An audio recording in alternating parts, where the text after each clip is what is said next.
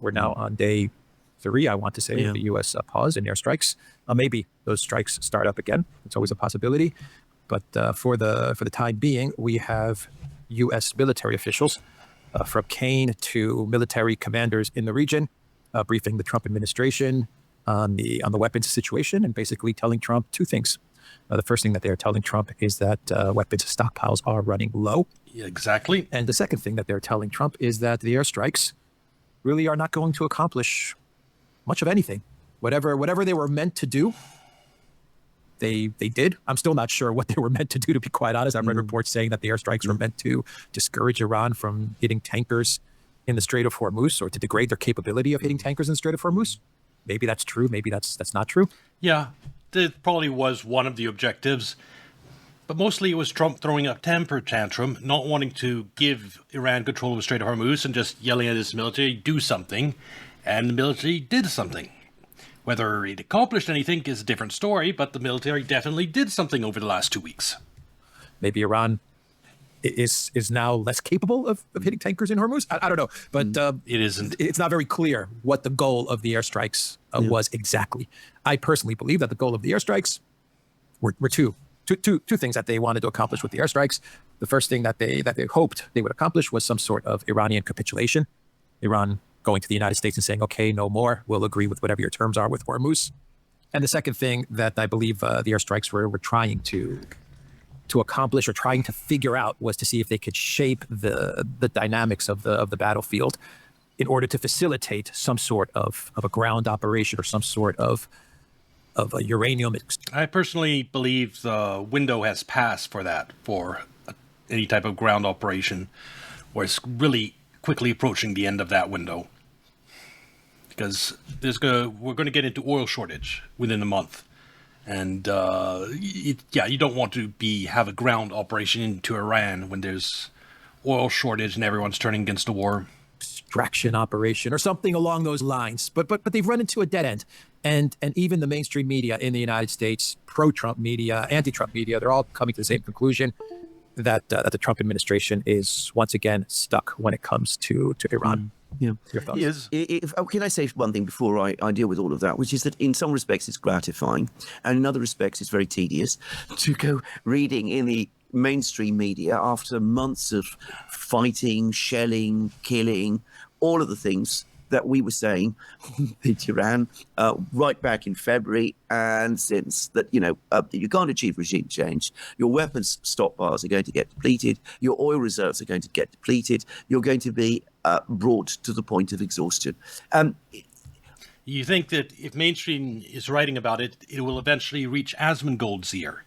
We won't have to put up with him not even knowing about U.S. ammunition shortage, or how we are failing to accomplish anything. Maybe he will learn something about Iran war? Question mark? What the military officials are telling Trump now, if they had any sense of responsibility, they should have come and told him in February before all this started. People like General Kane and the ground force commanders, they should have said, look, Iran is a massive country. It has a big population. We don't know what the internal stability of the country really is. These ideas that the Israelis are throwing out of achieving regime change and installing Ahmadinejad of all people as president of Iran are absolute fairy tales. They don't convince us at all. And that's what they should have said. That was the responsible thing to have said, given the fact that everyone who let Trump get into this war failed completely on the U.S. side. Arsenals were already depleted before the war even started.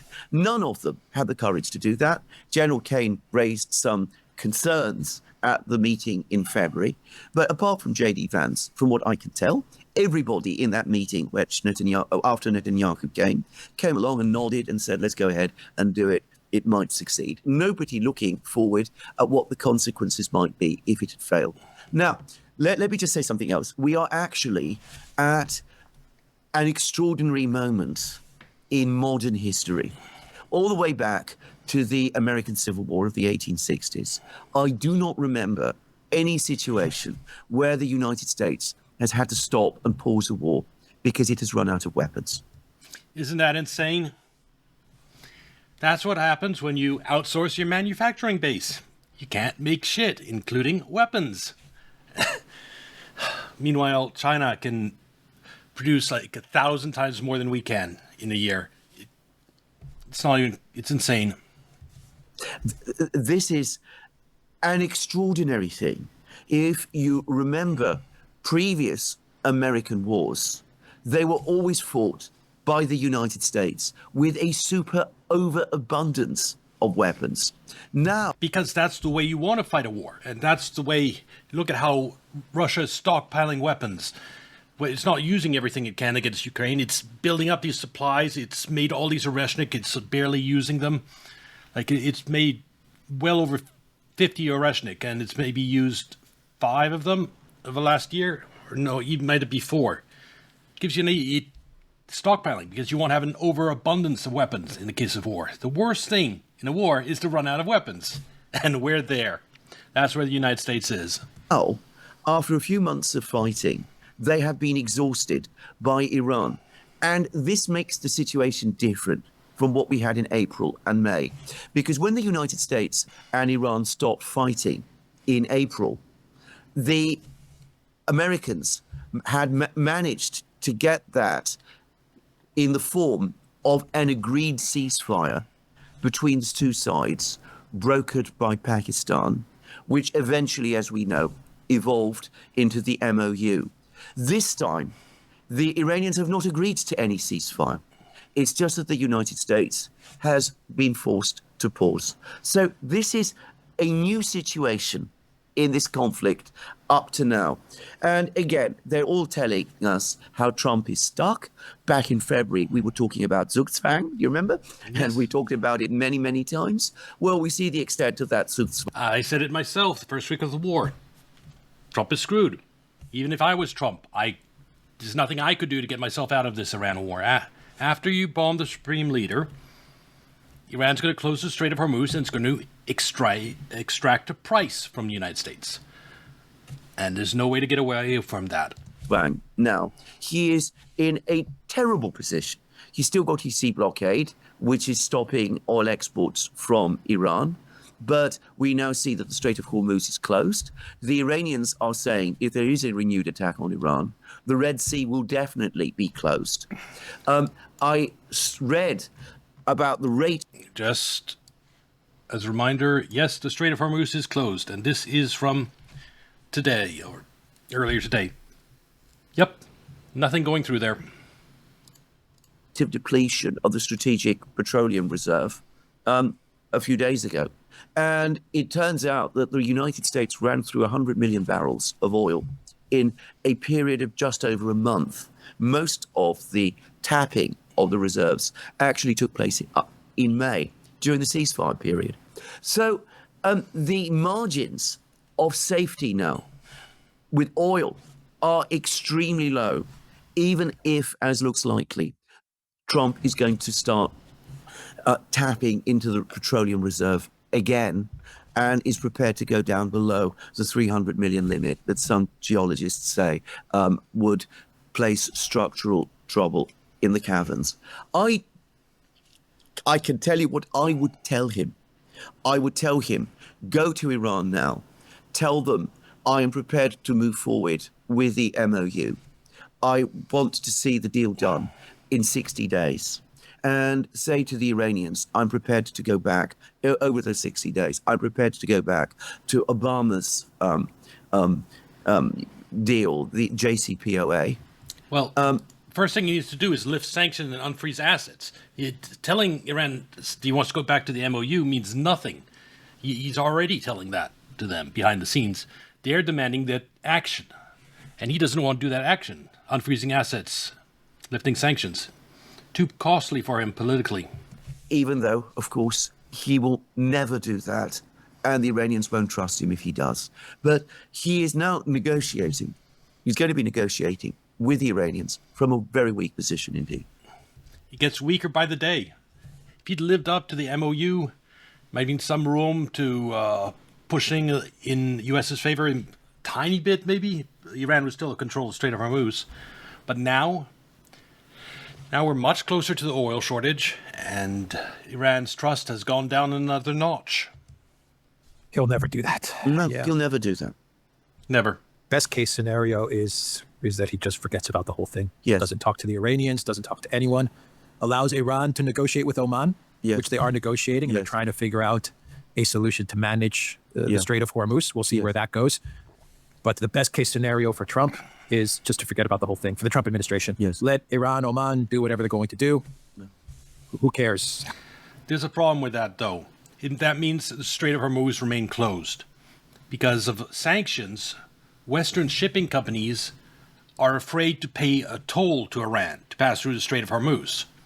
So even if the United States lifted blockade, left the region, as long as the sanctions are on Iran, like 80% or more of the world's shipping can't use the Strait of Hormuz because they can't pay the tolls to Iran.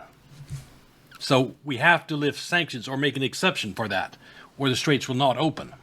How much coverage it gets in the media? Maybe tell the U.S. media not to cover it so much, not to cover Iran anymore. Yes. Send out some guidance to all the media channels and say just don't cover Iran as much. And But it's not Trump that controls the media. Have you forgotten how much the media hated on Trump during his first term and pretty much the 4 years since? And even during second term, anytime he does something that's against deep state interest, it rails against him. So Trump can't put out any word to the media to do certain things. He doesn't have that level of control. just whatever happens. I don't know what else to say because telling Iran, I'm going to go back to the JCPOA, Iran's going to laugh that off. Telling Iran, you want to go back to the MOU, they're going to laugh that off. Trump is never going to do those things anyway. No. So the best case scenario would be for the Trump administration or the Trump White House's advisors to just tell the president, just let Iran and Oman negotiate whatever, and let's focus on domestic issues. Forget about regime change. That's what he should have done before bombing the Supreme Leader. Focus on domestic issues. And forget about Stop nuclear talking about enrichment. Stop talking about all of these I don't things. know what else to say. Yeah. Exactly. It's never going to happen. This is never going to happen. But that seems the more realistic outcome because everything else is impossible for Trump to do. And Iran won't agree to any of it. And you make a good point on the situation with energy. One of the driving factors for pausing these airstrikes may not only be the weapons situation, but also the oil situation. The oil was starting to creep up to 100. Now it's gone back down to around 80, I want to say 85, plus or minus, somewhere around there. So the Trump administration is not going to want to continue the conflict and risk the oil going back 87.5 up. And of course, you have China now back in the oil importing game. Exactly. Where in May, June, they weren't importing. Exactly. They were also dipping into the reserves. So the energy situation is a no-go. Netanyahu's going to be in D.C. for the Graham funeral. He's going to meet with Trump. How's that going to go? Well, one would hope not well. I mean, by now, Trump should understand that the advice he's been given by people like Netanyahu is bad. Apparently, he's very angry with Netanyahu. But we know that he gets angry with Netanyahu and he ends up ultimately always doing what Netanyahu wants. Because he's trapped with Netanyahu. Because he started this war because of Netanyahu, and he has to pretend he's won, so he can't be publicly mad with Netanyahu. Why would you get mad at someone to get you into a war that you go around claiming you've won everywhere? I wouldn't assume that this relationship is indeed dead. Okay. Karg Island, Pixax Mountain. The New York Post is also saying an operation to extract the uranium, to get a hold of the uranium in Fordo and Isfahan. Isfahan, that's right? Yeah, okay. Right. They've already been through that. They've already tried that operation in the past, and it ended disastrously. Yes. Allegedly. Yeah. That's what happened. What do you make of all of that? Well, I mean, it's fantasies. These are coffee house dreams. I mean, they're not going to happen. I mean, well, if they tried, they would end in disaster. I mean, if the U.S. occupies Karg Island, the Iranians will start attacking U.S. troops on Karg Island. There is very, very little cover there. The U.S. is very short of air defense interceptors. Everybody acknowledges this. So what does the U.S. do? It would need to send its air force to protect the troops in Karg Island, which would bring the U.S. Air Force within range of Iran's air defense system. And we would start to see aircraft losses. Of course, the Israelis and any number of commentators before the war was saying that Iran's air defense system had been destroyed. Well, we've seen that it hasn't. Yeah. So the next logical, Even if it had been destroyed during the war, Iran had plenty of time to bring in new stuff during the ceasefire. move for the Trump White House would be to try and get a pause, an extended pause in the conflict, then rearm, resupply, and move on to round. No, that doesn't work. Extended pause means nothing if the Strait of Hormuz remains closed. That is the pressure point Trump is fighting against. Right now, no bombs flying. Yes, that's true, but Iran is still winning because the Strait of Hormuz is closed, and we're one day closer to that oil shortage. Round 4, whenever that will be. Maybe round 4 will be in 3 months. Maybe it'll be in 3 years. Yes. We don't know.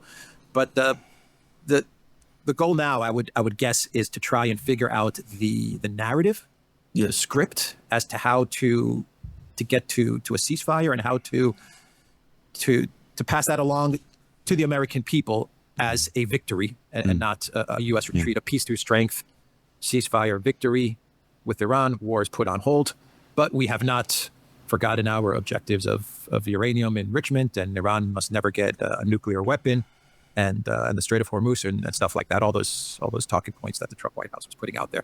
How does do you agree with that? Absolutely. And if you do, how does Trump now accomplish this? Well, as for the politics of it, he's going to have a very difficult. Yes, he's going to be a very hard sell, but that's what he's going to do. He's going to say we depleted the Iranians, we destroyed their. He can't make that argument that U.S. won if Iran controls the Strait of Hormuz. That was the whole problem with the MOU. No one believes that it was a U.S. victory if Iran controls the Strait of Hormuz. Most of their military facilities and most of their military things, we've achieved a great victory. We've pushed the Iranians back, and somehow or other, he will package it, he will sell it, he will get enough people in the US to listen to him. And if he's able to get the energy prices lower, those people will continue to vote Republican. So I think that's probably what he will do. I think he can't get the energy prices lower. There's still like 3.5 months till the election. But the Strait of Hormuz being closed for 3.5 months, you're going to have a massive oil shortage across the world by that time. There's no way for him to reach the midterms without hitting the oil shortage. In fact, it's going to happen in next month. It's almost certainly the line he's going to be taking from now. But as to your other point, that this isn't over, you are absolutely right. This is absolutely not over. This is round 3. There is inevitably going to be a round 4.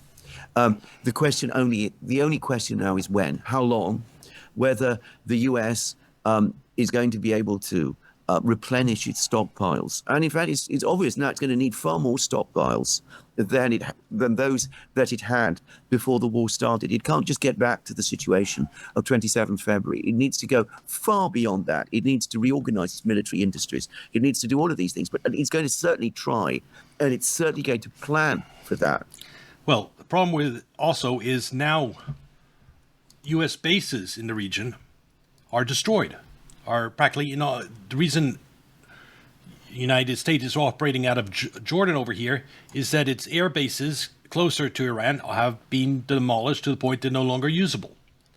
And rebuilding all these bases would take a fortune and time to build back up to where the United States was before this war started with more ammunition. You're talking 3 years, 4 years. And the Iranians, on their part, do need to understand this isn't even a truce. It's not a ceasefire. This is a pause. It's the Americans ceasing attacks on them. The Iranians need, from this point going forward, to get their house further in order. They obviously need to build up their military capabilities. It's clear that they've done that very well, but they need to do that even better. They need to get a functioning air force organized. They need to work harder still on how to develop their own defenses. And above all, they've got to sort out the problems of their domestic economy, which, in my opinion, are entirely related to the financial system. If Iran can deal with this problem it has of an unstable currency and constant inflation, then there is no reason at all why a country like Iran, with enormous resources, an educated population, why the economy shouldn't take off. All right, the best question for last. Another possible route in the conflict between the United States and Iran, another possible... I will add that the difficulty Iran has in doing that, in stabilizing its currency, is it has the world's financial superpower. And in financial terms, the United States is absolutely a superpower. It is trying to crash its currency, and is constantly attacking it financially. And that makes stabilizing your currency far more complicated. path this might take is the combining of the two big wars, Iran and Project Ukraine, which Zelensky, or probably better to say Zelensky's backers, appear to be trying to push. We had Ukraine hitting a cargo vessel in the Caspian, an Iranian cargo vessel, in which one person did die and there were casualties. We have multiple warnings from Iran, multiple warnings from the foreign minister Arachi calling up Kaya Kallas and passing those warnings along to Ukraine. Obviously, there is some effort to try and merge these wars together. And there are benefits for those that are running things, those that are in back of Zelensky and telling him to do this. There are some very clear benefits in trying to merge the conflict together. There's money benefits, of course, and there's also benefits of. I don't think they can merge conflicts together. They're too distant in terms of geography. Yes, you can maybe hit a ship in the Caspian Sea, and yes, maybe Iran can send a drone over to Ukraine, but here's Ukraine over here, and here is Iran. Iran, Ukraine. What started all this is Ukraine hit a ship in the Caspian Sea. That is the limit of what Ukraine can do. And yes, Iran does have long-range missiles that can reach Ukraine, but it doesn't have that many of them. And those are the same missiles that are used to reach Israel. Do you think Iran wants to use missiles on Ukraine instead of Israel? No, it wants to save all its really long-range missiles for Israel. So it's not going to hit back. And so you have a lot of geography between these two. And different parties, this is more a European war. Trump doesn't care about this war, about Ukraine. He's giving Europe weapons, sure, but he doesn't care about Ukraine. And so he's involved in Iran. And the Europeans don't care about Iran. They're focused on Ukraine. And they're unhappy about Iran war because it's draining all the resources that were supposed to go to Ukraine. So I don't see them merging the two. Of bringing the U.S. deeper into this conflict on all levels, which is something that the deep state and the globalists absolutely want to bog down the United States indefinitely into these conflicts, both with Iran and for Russia. What do you make of the effort to merge the two conflicts? What's happening in the Caspian? What's happening with Kazakhstan? What are your thoughts there? Well, I think you're absolutely correct. I mean, there clearly is that effort. I mean, Zelensky is absolutely defiant about the attack on the Iranian cargo ship. He says if Iran helps Russia, then it's a target for Ukraine. So clearly he's trying to merge the two wars. Clearly that's what he wants to achieve in order to get further Americans. All Trump's attention is focused on the Iran war. He doesn't give a shit about Ukraine. And Zelensky wants him to focus on Ukraine. So he's trying to tie his war to the war that Trump is focused on. Support. And no doubt some of his European backers are urging him on to do that. And there's something else. I mean, how did Zelensky know where the ship was in the Caspian Sea? He must have obtained that information from American satellites. Yeah. I mean, it's only the United States, realistically, who has that level of capability. So there are some people in the China and Russia too. States who want that too. And I've discussed in another program how Tokayev, the Kazakh president, met Putin and said, why don't you agree to the freeze, which is what the Europeans and the Americans and the Ukrainians all want. It's better for everybody. Putin rejected that. But why did Tokayev say this? Because Kazakhstan has been coming under pressure, almost certainly internal pressure, from the pro-American oligarchs within Kazakhstan, who we know exist. But also this attack on the Caspian Sea terminal, the Caspian Petroleum Terminal, I should say, on the Black Sea. and the attacks on the ships that were loading with Kazakh oil there, they were clearly also intended as a warning and as a pressure point on Kazakhstan. So, yes, that game is being played, but it is an absolutely... I mean, if they go down this route, if they push it too far, it's piling folly upon folly. Because if the wars are merged, then, of course, Russia and Iran merge. I mean, their forces merge. They ally, they don't merge. At a time when the Russians are producing weapons in enormous quantities, when the Iranians are able to do the same, when they're both, to some extent at least, backed by China, and when the United States is overextended and overstretched, you want to expand a war? You want to take on two adversaries at the same time? Well, there may be some, great classic textbook that tells you that that's what you should do. But it seems to me to make absolutely no strategic. It might make it less humiliating to lose to Iran if it's an Iran that's allied to Russia, officially. That popped into my head. Trump wants to get out of this thing with as much of his political capital intact as he can. I don't think it's possible, but that might be one of the appealing elements if to someone in deep state trying to sell this to Trump is, yeah, but like this way you're not losing to just Iran, you're losing to Iran and Russia together. It looks less bad for the United States. Strategic sense whatsoever. But then so little about Western policy over the last 20 years has made strategic sense. I would not be at all surprised if there are powerful voices in Washington and in all the European capitals are saying, let's simplify these conflicts. Let's do so in a way that commits the United States fully into the war. We'll also get Israel on side and on side with Ukraine as well. Up to now, Israel has avoided getting too deeply involved in Ukraine. So let's merge these two wars. So it's foolish, it's reckless, it's a disastrous strategy. But are there no advocates for it? Bombing Iran's supreme leader was also reckless and complete foolishness. So you can't discount it just because it would be foolish. Unfortunately, there undoubtedly are. And they're there in Washington. Yeah, if you're about to go down in two theaters, you're going to lose two wars. Why not merge it and just blow everything up? Absolutely. Right? You bring in, you merge Iran and Ukraine, you bring in Israel, you try to bring in Kazakhstan, you bring in Azerbaijan, you try to bring in Turkey, and you just cause mass chaos and destruction, and you push everything towards a world war. Yeah. And that way you save your own hide, right? Well, that's right. I mean, this is the other thing, and it's the thing that you've talked about. Many people have talked about. I don't believe that would work. Turning this into a world war. No, the United States would always be a central player. It can't get out of this loss. About that, there seems to have been this loss of fear in world war anymore. There are some people who are so.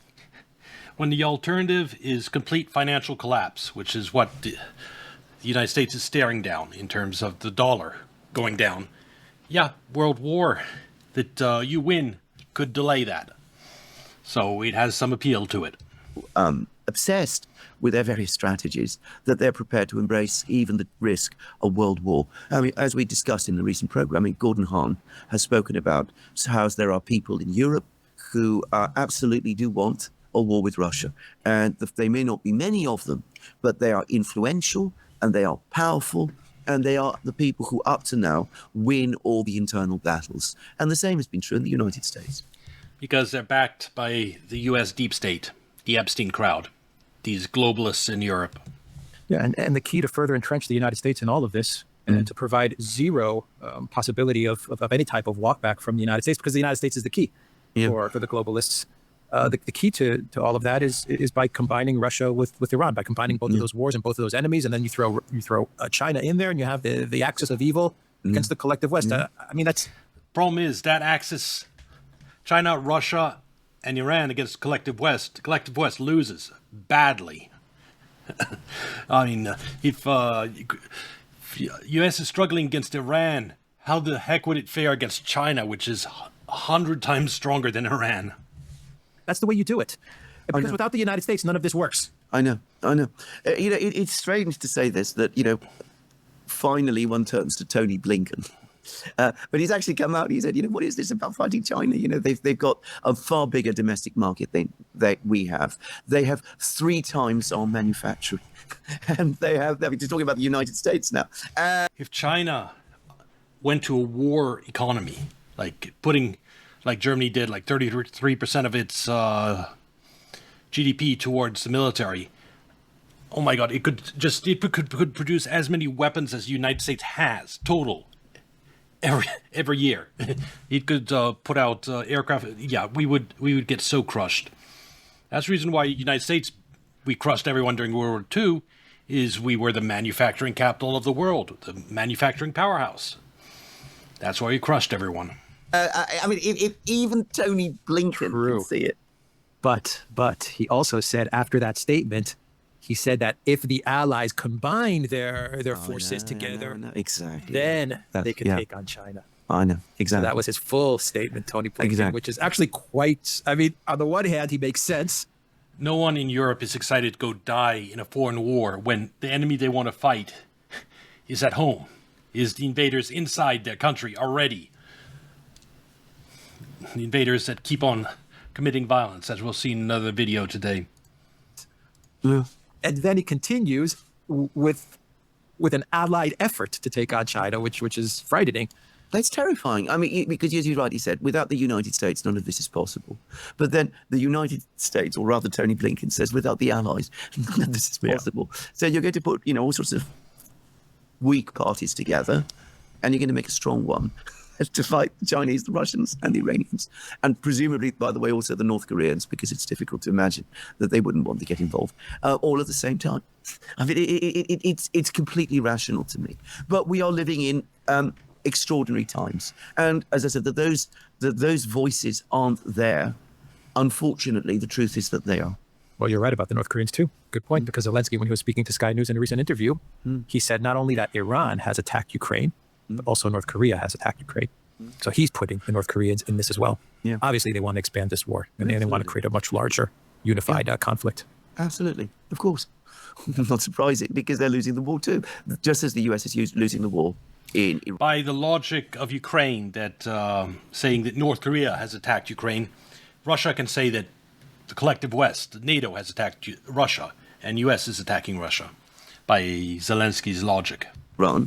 Ukraine is much more conclusively losing the war in Ukraine. So they want to expand the war. This has ultimately been Zelensky's strategy from day one.